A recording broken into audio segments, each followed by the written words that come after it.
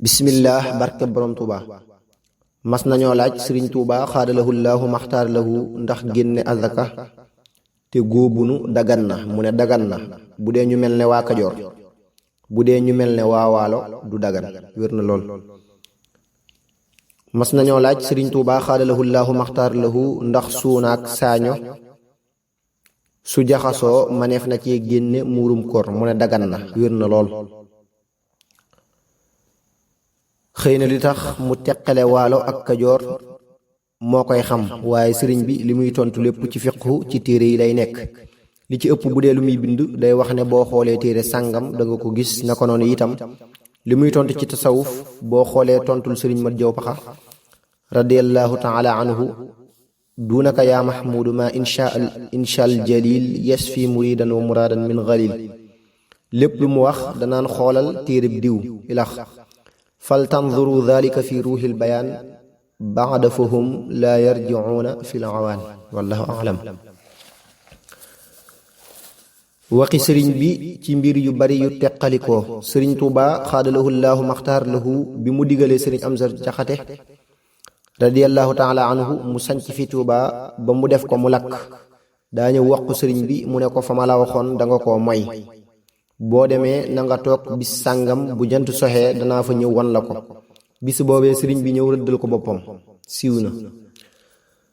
sëriñ tuuba xaadalahu llaahu maxtaar lahu nee na du yàgg-yàgg ba ñu wax leen siggi leen seen waaja siiw na. jàkkee sëriñ tuuba xaadalahu llaahu maxtaar lahu ci njaareem lu mat fanweeri fóore dañ fa daan jullee waaye ku nekk barab ba muy jullee kenn du ko fa wuutu dañ ko koy xame siiw na. sëriñ tuuba xaadalahu llaahu maxtaar lahu wax na ci xasiid ak raxmaanu raxiimu luy tegtale ne moo dàq noon ya ko doon gëstu ca daarul mannaan ne njanaaw ya dàqe woon abraha siiw na. sëriñ tuuba xaadalahu llaahu maxtaar lahu am na lu mu doon lëggeelu wax sëriñ mbàkke juuf radiyallahu taala anhu yaag ña ngay àndal bu leen kenn rax ku tudd sëriñ mapaate mbay radiyallahu taala anhu dikk bokk ca ñu gàntal ba sëriñ bi ñëwee laaj lu mu doon ñu wax ko sëriñ bi ne ko mapaate taxawal nee yéen ñi doon liggéey taxaw leen nee mapaate mii bu dee am naa dara ci ak ngor lu bokk ci Moodu Mataar Mbay duma ko génne ci sama dara daldi ne Mbàkke Juuf lépp lu ñu leen joxate ci ab liggéey bu ngeen ca nekkee yiw wa na ngeen ko yéene seen bopp ak kum mën a doon siiw na.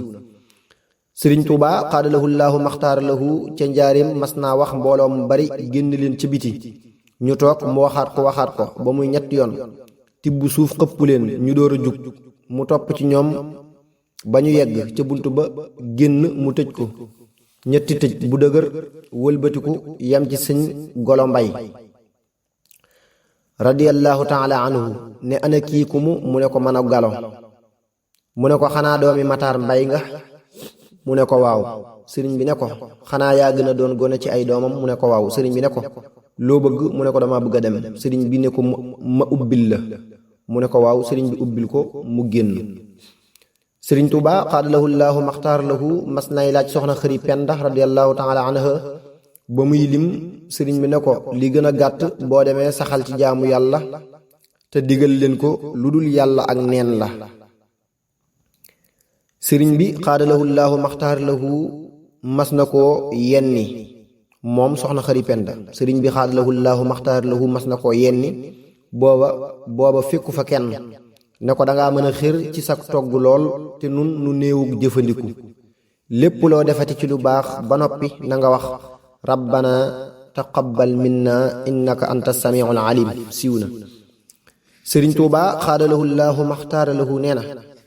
mafatihul bishri ku koy jàng yonent bi sallallahu taala alayhi wa alihi wa sahbihi wa sallama wa baraka day bég ba jug taxaw